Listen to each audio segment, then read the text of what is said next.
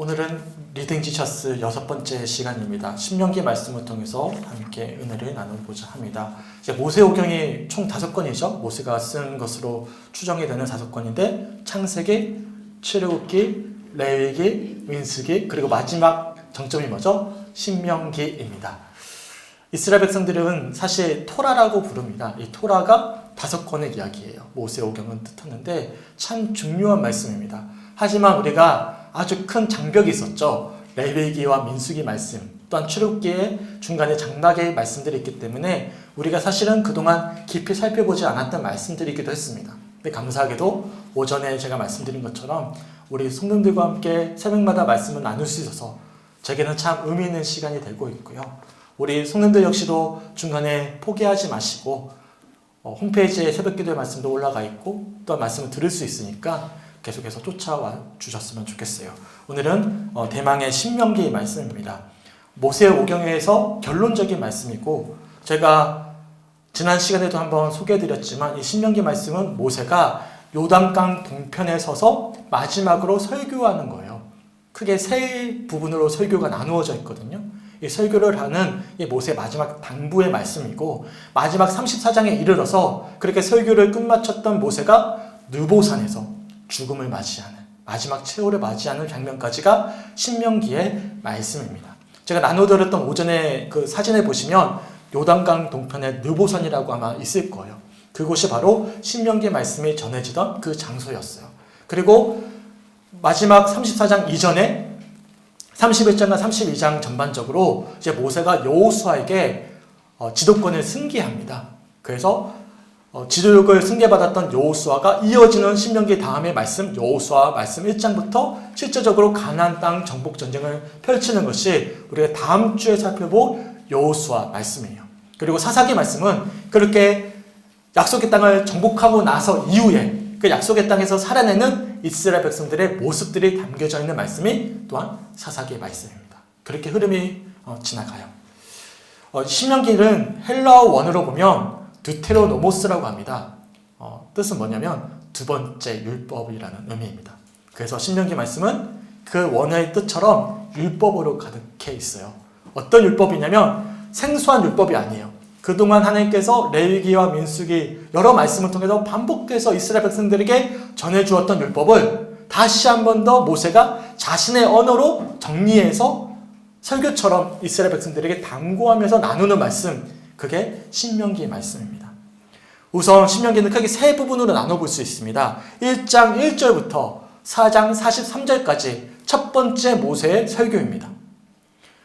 그 말씀은 어떤 말씀들이냐면 그동안 40년 동안의 광야 생활을 회고하는 거예요. 그러니까 그 사건이 지금 다시 한 번 더 일어나는 것이 아니라 그동안 40년 동안의 모세의 기록을 회고하는 것이죠. 제가 어제 토요일 날 새벽 기도의 말씀이었나요? 모세의 장점이 기록하는 것에 있다고. 우리가 기록 잘 하셔야 됩니다. 저도 항상 우리 교회 역사 자료를 항상 보관해 두고 있거든요. 기록이 참 중요해요. 모세는 다 기록해 둔 거예요. 기록해 두고선 이제 자신의 생애가 이제 마무리가 되었다는 사실을 인지하고는 1장 1절부터 4장 43절까지 길게 그동안 40년 동안 하나님이 우리를 통해서 어떻게 일해 가셨는지 어떠한 출애굽의 역사를 행하셨는지를 회고하는 그런 장면들이 이어집니다. 그리고 4장 43절부터 길게 28장까지는 우리가 말씀을 들어보시면 아시겠지만 조금 지루하게 여겨질 수 있어요. 왜냐하면 율법에 관한 말씀들입니다. 경건한 삶의 원리죠. 그러니까 유언이에요. 자신의 뒤를 이어서 이스라엘 백성들이 가나안 땅에 이제 정착하게 될 터인데 그들이 그 땅에서 어떻게 살아내야 될지에 대한 그동안 자신이 배워왔던 들어왔던 이 율법을 모세의 언어로 풀어서 그들에게 유언처럼 당부하는 말씀입니다. 근데 이 율법 말씀이 우리들에게 또한 도전이 돼요. 왜냐하면 우리들에게도 적용할 수 있잖아요. 우리 역시도 사실 광야와도 같은 생활을 살아내고 있고 또한 하나님 만나는 그날까지 우리가 믿음의 여정을 걷고 있기 때문에 그 말씀들이 우리가 잘 해석이 되고 묵상이 된다면 우리들에게 너무나 큰 도전이 되는 말씀으로 들려오실 것입니다. 그리고 29장과 30장 말씀은 마지막 세 번째 모세의 설교이자 고별 설교입니다. 마지막 유언이죠. 이스라엘 백성들에게 당부하는 거예요. 너희는 과거의 조상들 같은 어리석은 죄를 범하지 말고 너희는 하나님께 헌신해라. 신실하게 가나안 땅으로 나아가라. 간절한 바람을 담고 고별 설교를 하고 있는 세 번째 설교가 바로 29장과 30장에 담겨져 있는 세 번째 설교입니다. 그리고 31장 이후로부터 31장과 32장에는 모세와 여호수아의 지도력이 구체가 되고 모세의 고백 이후에 34장에 이르러서 모세가 마지막 죽음을 당하는 그런 장면이 기록되어져 있는 것이 전반적인 신명기의 구조입니다. 대강 그려지시죠? 이처럼 신명기 말씀은 율법으로 가득 차 있지만 또 자세히 살펴보면 율법만을 이야기하지 않습니다. 도리어 은혜를 전제로 하고 있는 율법의 말씀이고 하나님의 택하신 자녀들에게 하나님이 어떻게 그 삶을 살아내야 될지 어떻게 약속의 땅을 성취해야 될지 간절히 모세를 통해서 마지막 유언처럼 간곡히 부탁하고 있는 말씀들이 바로 신명기 말씀이죠. 그런 마음으로 우리가 말씀을 듣는다면 소홀히 말씀을 들을 수가 없는 거예요. 하나님이 우리를 얼마나 소중히 여기고 간곡히 부탁하시는지 그런 아버지의 마음을 가지고 함께 신명기 말씀을 살펴보았으면 좋겠습니다. 우선 우리가 간단하게 영상을 먼저 보시고 말씀을 좀 나누도록 하겠습니다.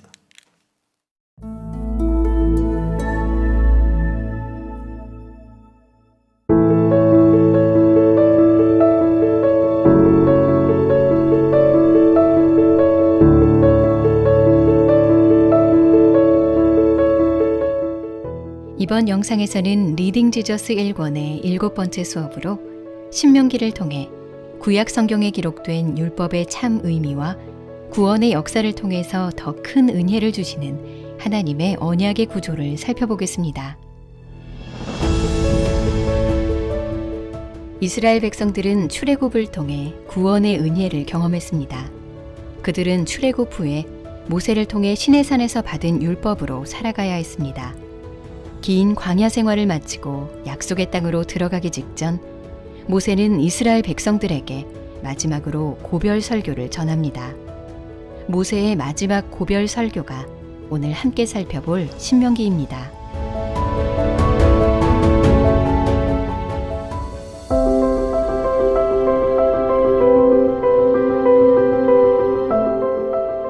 신명기는 구약 성경의 핵심이라고 불립니다. 그 이유는 모세오경의 정점을 이루고 구약 성경 전체, 특히 여호수아부터 열왕기하까지의 내용에 지대한 영향을 미치기 때문입니다. 신명기는 헬라어 제목 듀테로노모스에서도 보여주듯이 율법에 초점을 둔 책이라는 것을 알 수 있습니다. 하지만 신명기가 율법만 다룬다고 생각한다면 오해입니다. 신명기는 율법에 관한 책인 동시에 은혜에 관한 책이기도 합니다. 그렇다면 하나님께서 율법을 이스라엘 백성에게 주신 목적이 무엇일까요? 대개 율법이라고 하면 그저 순종해야 하는 계명 또는 행위로 의로움을 얻기 위한 수단처럼 여기는 사람들이 있습니다. 그러나 이것은 성경이 가르치는 바가 아닙니다. 율법은 하나님이 이스라엘 백성에게 주신 은혜의 선물이며 또한 하나님의 백성들이 율법에 순종하며 거룩하게 살아가도록 나침반과 같은 역할을 하는 것을 알 수 있습니다. 우리는 이 사실을 세 가지 면에서 확인할 수 있습니다. 첫째, 하나님의 백성들이 어떻게 살아야 하는지 삶의 규범을 제시해 줍니다. 둘째, 하나님께 나아가는 길을 마련해 줍니다. 셋째, 죄를 용서받는 방법으로 안내합니다. 신명기에서 이스라엘 백성들이 지켜야 했던 모든 율법은 단 하나의 목적을 가지고 있었습니다. 하나님께서 백성들의 죄를 사하셔서 궁극적으로 그들 가운데 거하시기 위한 것이었습니다. 그런 의미에서 백성들이 지켜야 했던 모든 율법 안에는 은혜로 가득 차 있다고 말할 수 있습니다.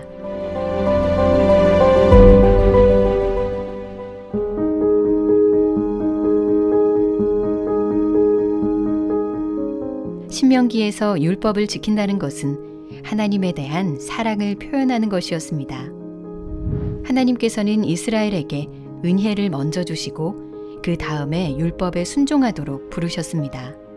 이스라엘 백성은 은혜에 대한 반응으로 하나님께 순종해야 했습니다. 율법이 결코 은혜를 앞서지 않습니다. 항상 그 뒤에 나오죠. 은혜, 그 다음에 율법. 이것이 하나님께서 이스라엘과 맺으신 언약의 첫 번째 구조입니다. 그리고 하나님께서는 모세를 통해 순종을 조건으로 이스라엘에게 복을 약속하셨습니다. 여기서 복이란 생명을 포함하고 아브라함에게 하신 약속과 연관됩니다. 아브라함의 자손인 이스라엘 민족이 복의 근원이 되고 그들을 대적하는 적들을 패하게 하신다는 내용을 담고 있죠. 그러나 동시에 불순종에 대해서는 저주를 경고하셨습니다. 여기서 저주란 죽음을 포함하고 이스라엘이 약속의 땅에서 쫓겨난 채 흩어지게 된다는 내용을 담고 있죠. 복 또는 저주, 이것이 이스라엘과 맺으신 율법 언약의 두 번째 구조입니다. 은혜, 율법, 복, 저주, 약속의 땅에서 하나님 나라가 실행되는 구조입니다. 조상들을 따라 불신앙과 불순종을 반복할 것인가, 아니면 조상들을 통해 교훈을 얻었으니 믿음과 순종의 삶을 살 것인가. 이것이 바로 언약의 구조 안에서 신명기가 던지는 가장 중요한 질문입니다. 신명기를 자세히 들여다보면 이스라엘의 미래가 그리 희망적이지 않습니다. 왜냐하면 모세는 신명기에서 이스라엘이 그들의 조상보다 더 나을 것이 없다고 거듭해서 말하고 있기 때문입니다. 하나님의 첫 아들인 아담은 실패했고 죄가 세상에 들어왔습니다. 이스라엘 백성들 또한 반복해서 실패하며 죄를 범합니다. 과연 이들에게 진정한 소망이 있을까요?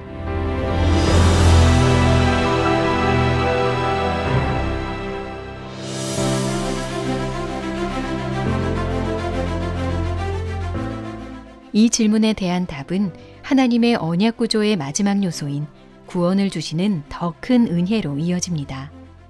하나님은 이스라엘이 불순종으로 실패할 것을 알고 계셨습니다. 그러나 하나님은 신실하신 분이셨습니다. 하나님께서는 이스라엘에게 구원 역사를 통한 더 큰 은혜를 베푸실 것을 약속하셨습니다. 하나님은 이스라엘 백성들에게 여호와께로 돌아오라고 말씀하셨습니다. 마음을 다하고 뜻을 다해 여호와의 말씀을 들으면 하나님께서 구원의 은혜를 베풀어 주실 것이라고 말이죠. 그러나 이 말씀 앞에 또 다른 질문이 생깁니다. 이러한 악순환이 반복되지 않을까? 하나님의 아들인 이스라엘이 은혜를 경험하고도 다시 죄를 범하지 않을까? 이 질문에 대한 해답은 신명기 30장 6절에서 찾을 수 있습니다.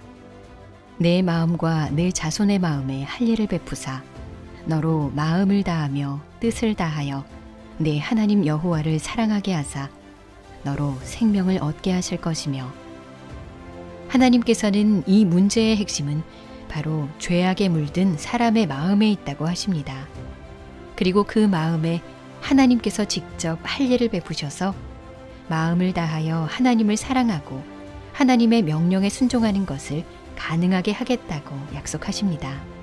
하나님은 결국 이스라엘 백성들과 그 후손들의 마음에 구원을 주시는 더 큰 은혜를 통한 새로운 할례를 행하심으로 진정으로 하나님을 사랑하고 거룩한 하나님의 백성답게 살아갈 수 있는 은혜를 베푸시겠다고 약속하신 것입니다.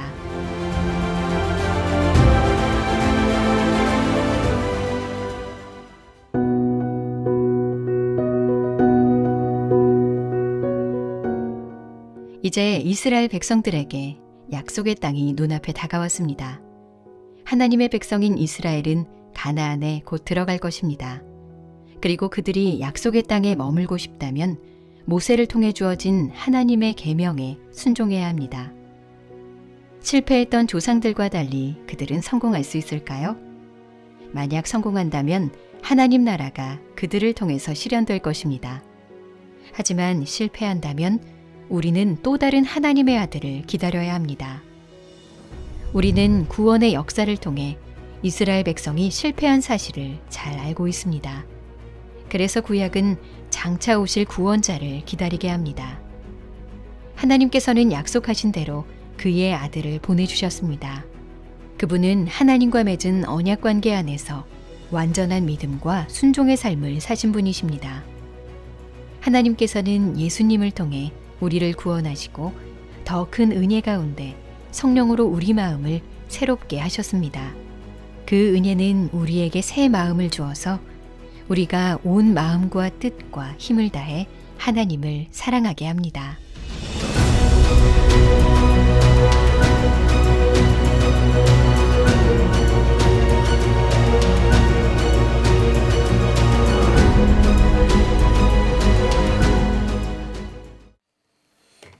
우리가 신명기에 대한 이제 간단한 영상을 좀 살펴봤습니다. 우리 책 254페이지 한번 펴쳐 보실까요? 254페이지. 제가 앞에서도 소개해드렸지만 신명기는 두 번째 율법이라는 원의 뜻을 담고 있습니다. 그리고 실제적으로 신명기 말씀을 보시면 아주 긴 분량으로 모세가 율법을 다시 한 번 더 일러주는 그 율법에 관한 말씀들이 아주 길게 기록되어져 있어요. 그래서 율법에 대해서 우리가 전이해가 좀 필요로 합니다.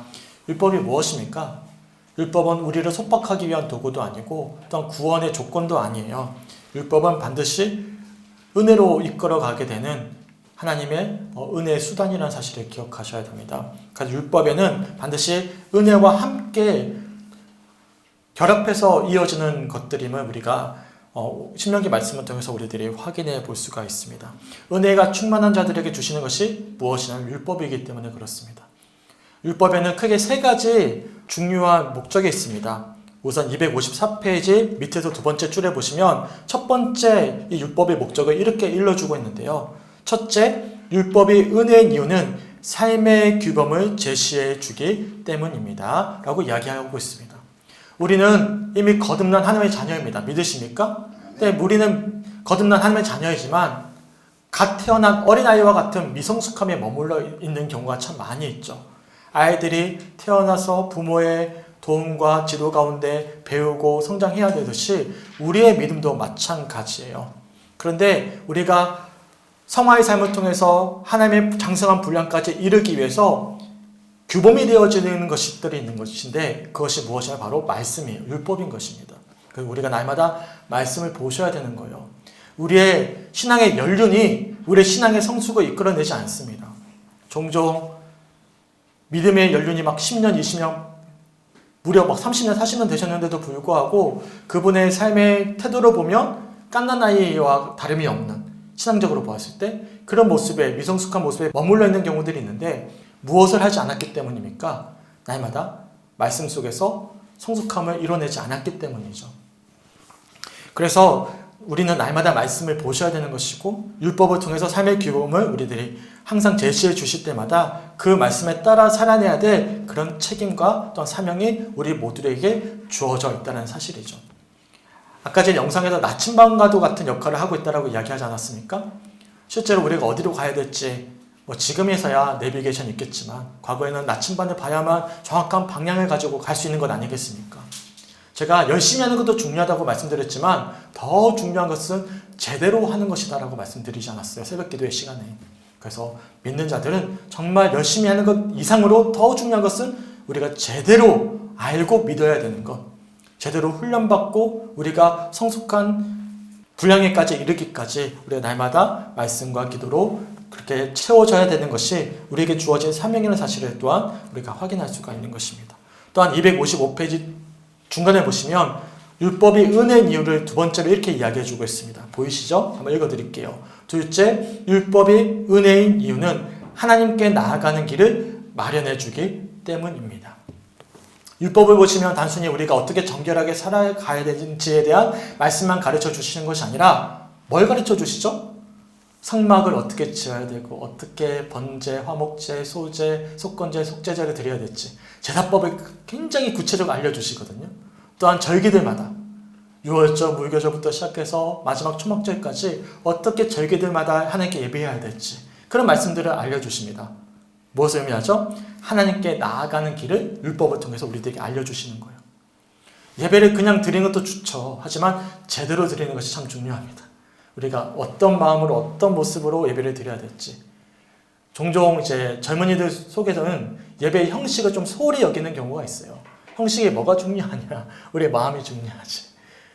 맞아요. 마음이 더 중요합니다. 하지만 형식이 없으면 그 마음이 변질하기 시작합니다. 그래서 우리의 마음을 온전히 지켜내기 위해서 하나님께서 규정해 놓았던 예배의 형식조차도 중요하다는 사실이죠. 그런 틀을 마련해 주는 것이 뭐죠? 율법이에요. 내 마음대로 내 뜻대로 예배하면 그만 바알과 또한 아세라 신상에 절했던 이스라엘 백성들처럼 마치 황금 송아지를 만들어 놓고는 아무런 꺼리낌 없이 하나님께 예배했다라고 여겼던 당시의 이스라엘 백성들처럼 우리 역시도 마음은 하나님을 향해서 예배하고 있는데 우리 형식이 잘못되어 버리는 바람에 안타깝게도 우리 마음과는 달리 우상숭배와 다름없는 모습으로 예배하는 경우들이 참 많이 있습니다. 한국 교회가 그런 모습이 참 많거든요. 한국인들의 정서에는 샤머니즘의 종교성을 가지고 있어요. 기복주의적인 것이죠. 이것이 자연스럽게 저에게도 있습니다. 그것이 자연스럽게 하나님을 향한 신앙으로도 투영이 되는 것이죠. 그것을 제대로 분별하지 않으면 나는 열심히 하나님께 예배하고 있는데 하나님의 영광을 위해서가 아니라 내 입속을 차리기 위한 종교가 하나의 도구화 되는 경우들이 참 많이 있습니다. 안타깝게도 목회자들이 그것을 잘 이용하기도 하고요. 그래서 우리가 이 율법을 제대로 보셔야 되는 건, 말씀을 보셔야 되는 건 우리가 하나님을 어떻게 믿기 위해서? 제대로 믿기 위해서. 하나님의 영광을 가리우지 않기 위해서 또한 율법이 우리들에게 주어지는 것입니다. 그게 율법의 두 번째 큰 은혜의 역할이에요. 세 번째는 무엇입니까? 둘째에서 조금만 내려오시면 셋째 이렇게 이야기해 줍니다. 셋째, 율법이 은혜인 것은 죄를 용서해 주기 때문입니다. 이 제사법의 결론은 뭐죠? 하나님께서 하나님께 헌신하는 자들에게 용서해 주시는 거예요. 피 흘리게 하셔서 그 죄를 모든 그 헌신의 제물들에게 전가하게 하셔서 그 죄를 용서해 주시는 것입니다. 하나님이 이미 다 알고 계셔요. 나보다 나를 더 잘 알고 계시는 분이 누구십니까? 우리 하나님이십니다. 한번 여쭤볼까요? 나는 자신 있습니다. 한 주 동안 죄 안 지을 자신 있고 하나님 뜻대로 살아갈 자신 있습니다. 한번 손 들어보시면 자, 이 자리에 초청할게요. 저는 자신이 없거든요. 자신이 없어요. 이렇게 그럴듯하게 말씀을 전하겠지만 저 역시도 또 한 주간 많이 넘어지거든요. 그런데 놀랍게도 우리 하나님은 그걸 다 알고 계시는 거예요. 그래서 우리들이 뭘 가르쳐 주시는 거예요? 말씀을 보게 하시는 거예요. 말씀을 통해서 다시 한 번 더 우리가 주 앞으로 나아갈 수 있도록 인도해 주시는 것이고 우리의 헌신을 통해서 이 율법을 통해 우리의 죄를 뭐 하시는 것이죠? 용서해 주신다는 것입니다. 믿으십니까? 네. 하나님은 공의의 하나님이십니다. 하지만 공의보다 우선은 하나님은 사랑이십니다. 그것을 우리가 이 말씀을 통해서 살펴볼 수가 있는 것이죠. 그래서 셋째에서 밑에서 조금만 내려가시면 따라서 이 세 가지 있습니다.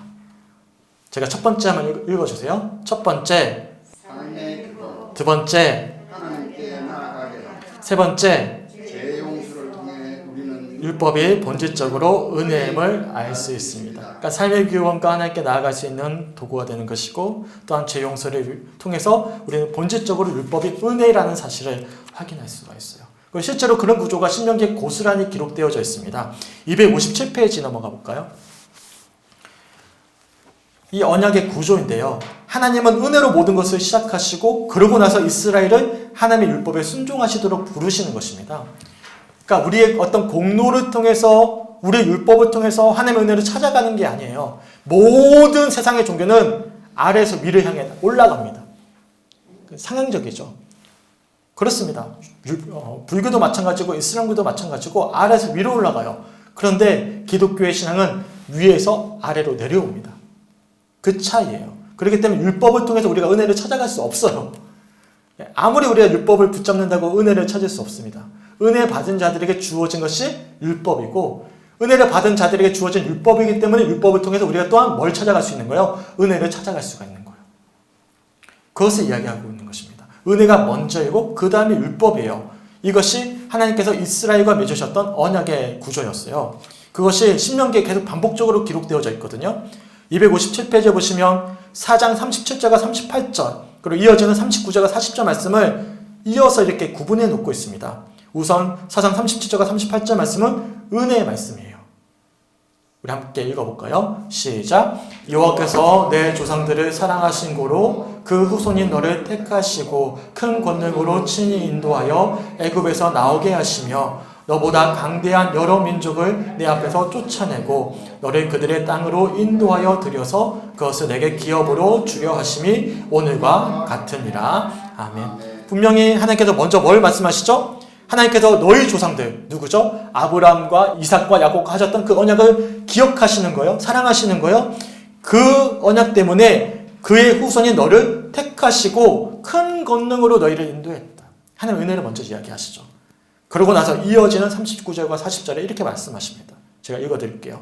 그런즉 너는 오늘 위로 하늘에서나 아래로 땅에 오직 여호와는 하나님이시요 다른 신이 없는 줄을 알아 명심하고 오늘 내가 내게 명령하는 여호와의 규례와 명령을 지키라. 너와 내 후손이 복을 받아 내 하나님 여호와께서 내게 주시는 땅에서 한없이 오래 살리라. 아멘.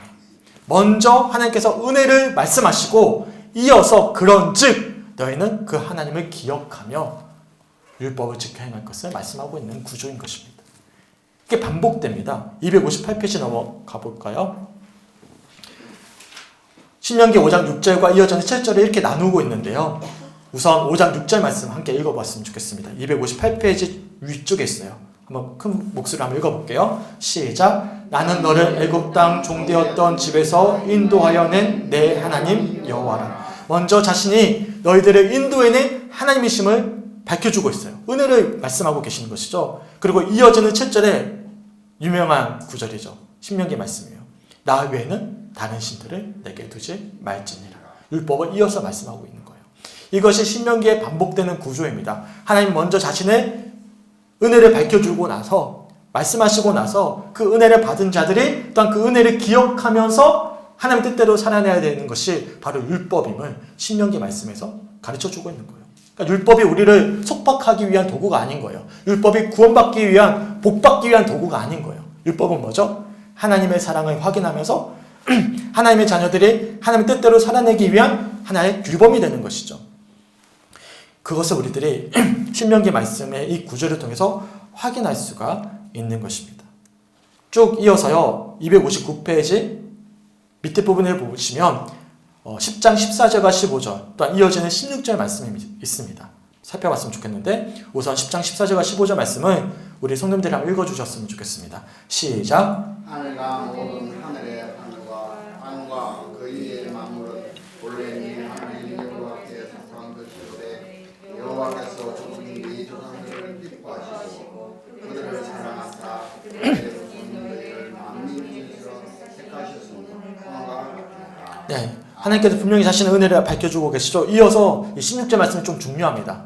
이어서 다시 한 번 더 읽어주시기 그러므로 너희는 마음의 할례를 행하고 다시는 목을 곧게 하지 말라. 아멘. 어디에 할례를 행하라고요? 마음에. 그러니까 우리의 모든 행동은 어디서부터 비롯되는 것이죠? 마음에서 비롯되는 거예요. 이 율법을 어디다 적용해야 되는 것이죠? 마음에서부터 적용해야 되는 것이죠. 그런데 이 표현의 주어가 어디 있습니까? 나에게 있어요. 내가 해야 되는 문제입니다. 그래서 내가 다시는 목을 굳게 하지 말라라고 말씀하시는 거예요.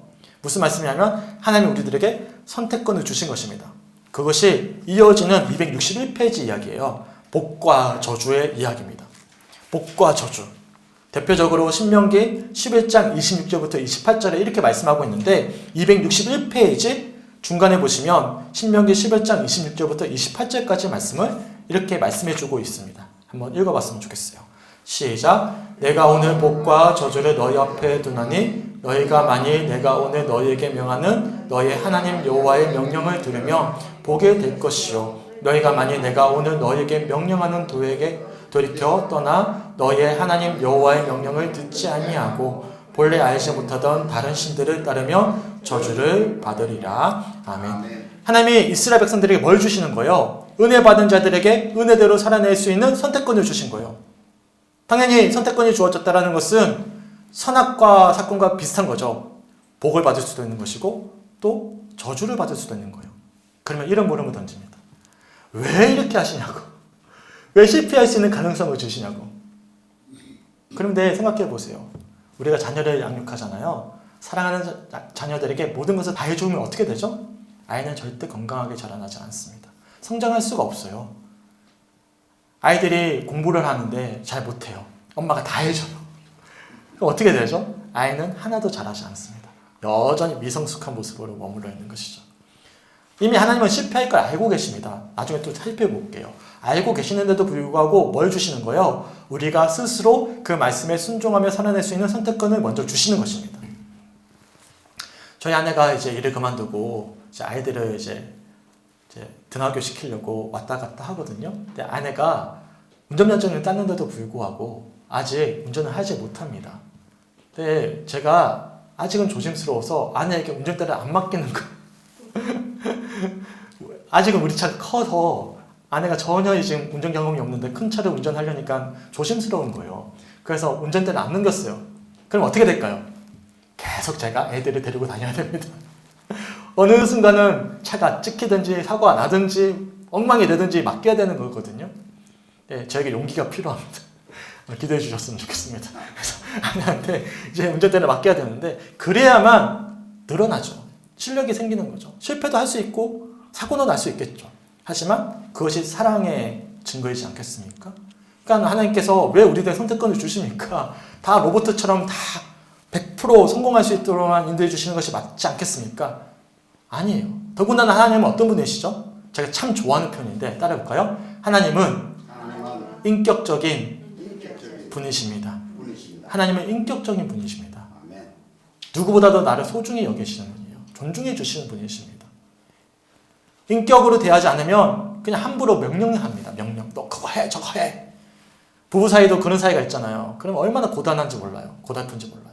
인격적으로 사랑하는 관계는 서로 배려해주고 먼저 할 수 있도록 선택권을 주는 것이죠. 하나님은 인격적인 분이십니다. 믿으십니까?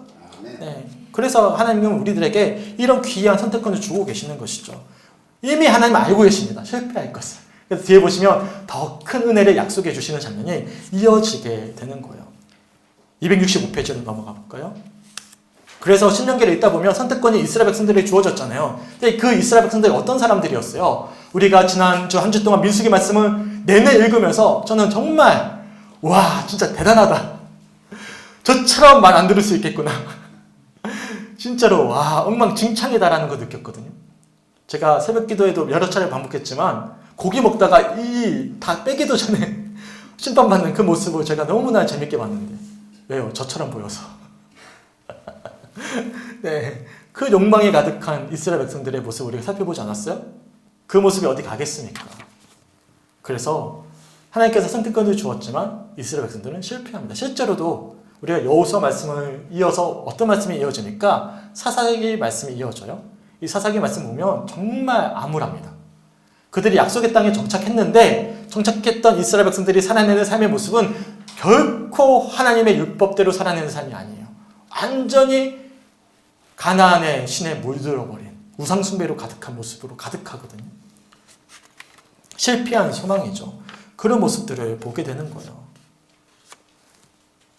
그래서 신명기 31장 27절부터 29절 말씀 마지막 이르러서 모세가 이렇게 이야기를 해요. 우리 한번 찾아봤으면 좋겠습니다. 이 책에는 없어요. 신명기 31장 27절부터 29절까지 말씀입니다. 이미 알고 계시는 거예요. 모세를 통해서 이렇게 말씀하고 계시는 것이죠. 신명기 31장 27절부터 29절까지 구약 313페이지입니다. 한 목소리 한번 읽어볼까요? 시작. 내가 너희의 반역함과 목이 고는 것을 아나니 오늘 내가 살아서 너희와 함께 있어도 너희가 여호와를 거역하였거든. 하물며 내가 죽음에 이르랴. 너희 지파 모든 장로와 관리들을 내 앞에 모으라. 내가 이 말씀을 그들의 귀에 들려주고 그들에게 하늘과 땅을 증거로 삼으리라. 내가 알거니와 내가 죽은 후에 너희가 스스로 부패하여 내가 너희에게 명령한 길을 떠나 여호와의 목전에 악을 행하여 너희의 손으로 하는 일로 그를 경노하게 하므로 너희가 후일에 재앙을 당하리라 하니라. 아멘. 무슨 말씀이죠? 이미 하나님은 알고 계시는 거예요. 실패할 것을. 그래서 이 신명기의 말씀은 율법과 은혜를 이야기하고 복과 저주를 이야기합니다. 그런데 마지막에 이르러서 우리가 오늘 함께 살펴볼 본문 말씀이죠. 더 큰 은혜에 대해서 약속을 해주고 계십니다. 그게 신명기 30장 6절 말씀 269페이지에 있습니다. 269페이지 밑에 부분에 보시면 신명기 30장 6절 말씀이 있는데 우리 한 목소리로 한번 읽어봤으면 좋겠습니다.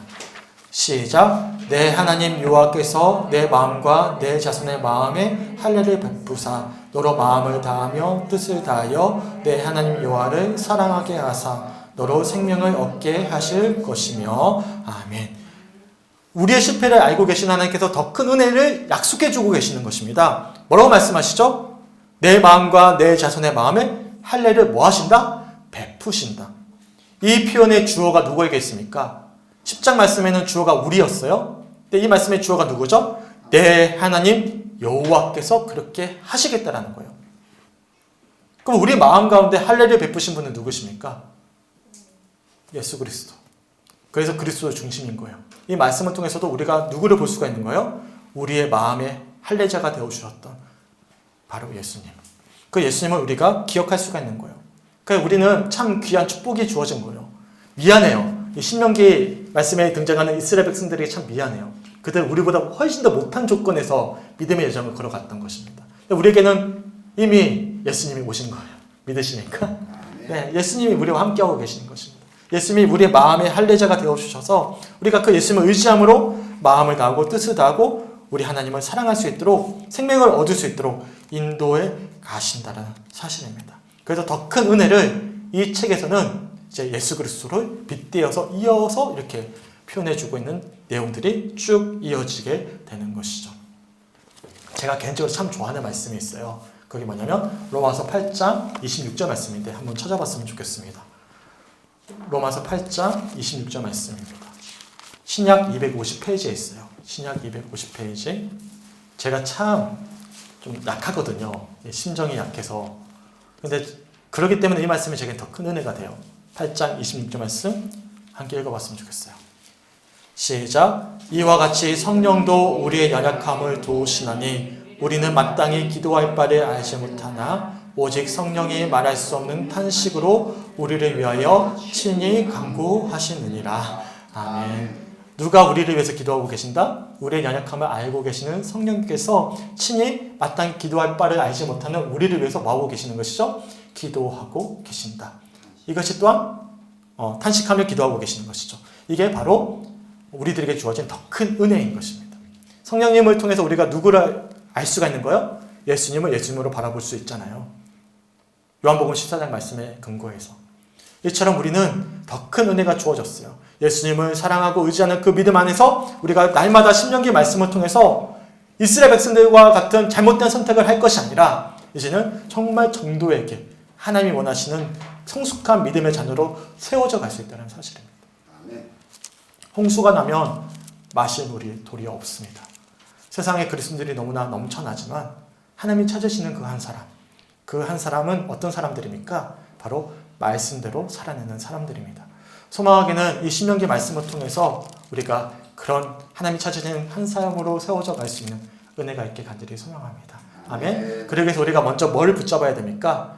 우리를 위해서 탄식하고 간구하시는 그 성령님을 의지해서 누구를 바라야 되는 것이죠? 예수님을 바라봐야 돼요. 예수님은 어떤 역할을 하셨어요? 우리가 할 수 없는 마음의 할례를 행하신 분이십니다. 그 사랑을 확인케 하셨던 분이십니다. 그 주님의 사랑을 붙잡고 우리는 좀 달랐으면 좋겠어요. 한 주간 거룩이라는 것은 구별되라는 뜻이거든요. 거룩한 삶이라는 것은 구별된 삶을 뜻하는 것입니다. 뭐와 구별되는 것이죠? 세상과 구별되는 것입니다. 세상과 구별된 하나님의 영광을 드러내는 우리의 삶으로 한 주간을 살아낼 수 있는 우리 모든 성죽교회 성도들이 되시길 주님의 이름으로 간절히 축원합니다. 아멘. 함께 찬양했으면 좋겠습니다. 악보지 193번입니다. 악보지 193번 함께 찬양하시면서 이 시간 말씀 붙잡고 기도했으면 좋겠어요. 신명기 말씀에 또한 이 책에서 이야기해주고 있는 가장 큰 전반적인 흐름에 대해서 제가 알려드렸어요. 그러니까 신명기 말씀이 지루하고 힘든 율법의 말씀이 아니라 은혜 받은 자로서 우리가 어떻게 살아내야 될까 참 설레는 마음으로 볼 수 있는 말씀이지 않겠습니까? 더군다나 모세가 어떤 마음으로 설교했을까요? 얼마만큼 모세가 그들을 사랑했습니까? 그 말씀에 얼마나 모세의 간절한 마음이 담겨져 있겠습니까? 그럼 우리가 그 생각을 가지고 말씀을 본다면 이 신명기 말씀이 소홀히 여길 수 없는 말씀인 거예요. 그리고 실제로 신명기 말씀을 우리 영상을 통해서 보셨겠지만 신명기 말씀이 중심이 되어져서 열왕기하까지 쭉 그 흐름이 이어집니다. 새벽에 좀 더 자세히 말씀드릴게요. 여하튼 그래서 신명기 말씀이 우리들에게 참 소중하게 들려올 것입니다. 소망하게는 오늘 들었던 말씀들을 기억하시며 특별히 이 신명기가 바라보게 하는 것은 우리의 마음의 할례자가 되어주셨던 바로 예수 그리스도의 놀라운 사랑이 있다는 사실을 기억하시며 이 찬양을 통해서 또한 그 은혜를 사모하면서 결단할 수 있는 시간이 되셨으면 좋겠습니다. 함께 찬양하며 나가겠습니다.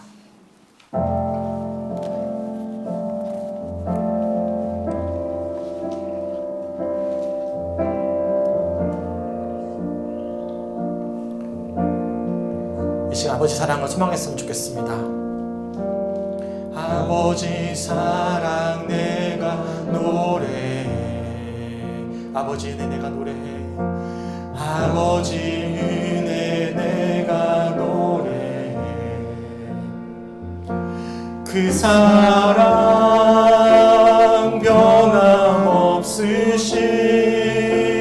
거짓 없으신 성실하신 그 사랑 상할 때 꺾지 않으시는 상한 때 꺾지 않으시는 꺼져가는 등불 끄지 않으시는 꺼져가는 등불 끄지 않는 그 사랑 변함없으신 그 사랑 변함없으신 거짓 없으신 성실하신 그 사랑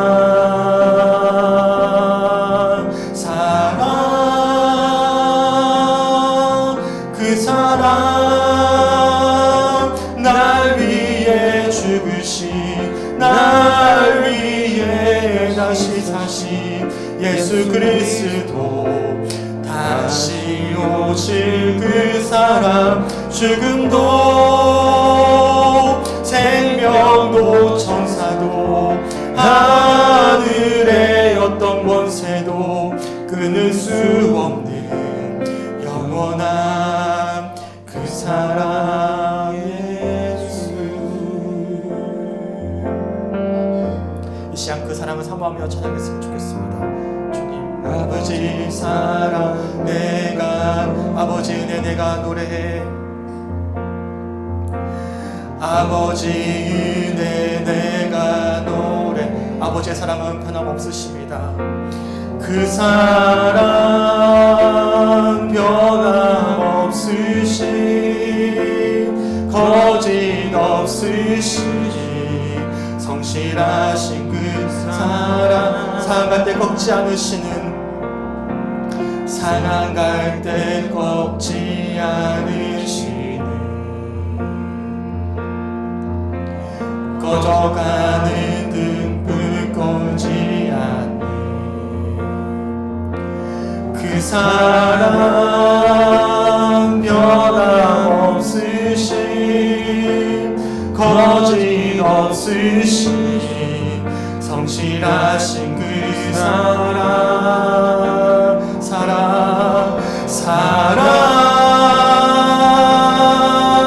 그 사랑 날 위해 죽으신 날 위해 다시 사신 예수 그리스도 다시 오실 그 사랑 죽음도 생명도 천사도 하늘의 어떤 권세도 끊을 수 없는 영원한 그 사랑 예수. 그 사랑 날 위해 죽으신 그 사랑 날 위해 죽으신 날 위해 다시 사신 예수 그리스도 다시 오실 그 사랑 죽음도 생명도 천사도 하늘의 어떤 권세도 끊을 수 없는 영원한 그 사랑 예수. 영원한 그 사랑 예수. 영원한 그 사랑 영원한 그 사랑 예수.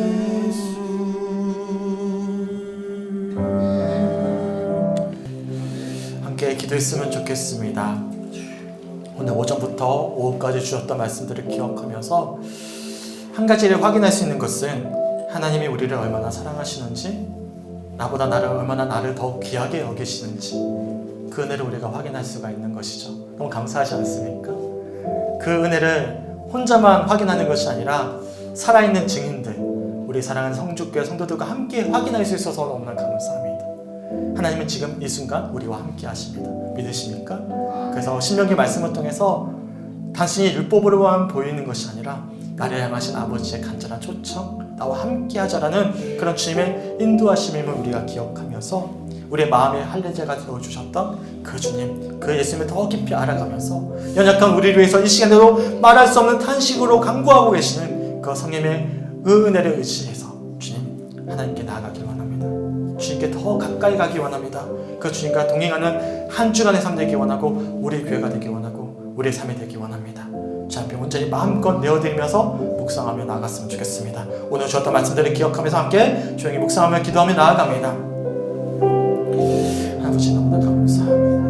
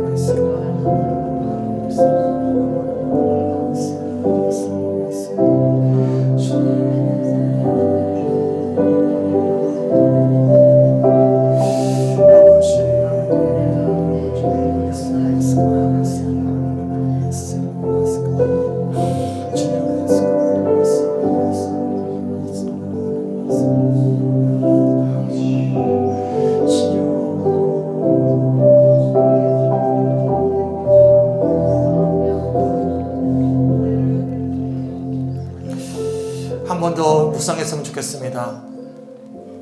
이번에는 좀 구체적으로 하나님께 좀 우리가 기도했으면 좋겠어요. 우리가 말씀을 듣고 나서 사랑 가운데 은혜 가운데 살아야지, 말씀대로 살아야지라고 이야기는 하지만 다 좀 추상적이에요. 구체적이지 않습니다. 한 번 더 기도할 때는 왜 구체적으로 결단하셨으면 좋겠어요. 주님, 자그마한 행동 하나도, 자그마한 우리의 몸짓 하나도 주님 앞에 구별되길 원합니다. 다들 알고 계시잖아요. 내가 해야 될 것들이 뭐가 있는지, 내가 붙잡아야 될 것이 뭐가 있는지, 내가 해결해야 될 문제가 뭔지, 그게 관계의 문제든지 물질의 문제든지 뭐가 될지 모르겠지만 구체적으로 하나하나씩 이 시간 하나님께 결단하셨으면 좋겠습니다. 다시 한 번 더 주님의 지혜를 구하면서 더 구체적으로 기도했으면 좋겠어요. 기도하며 나아갑니다. 아버지,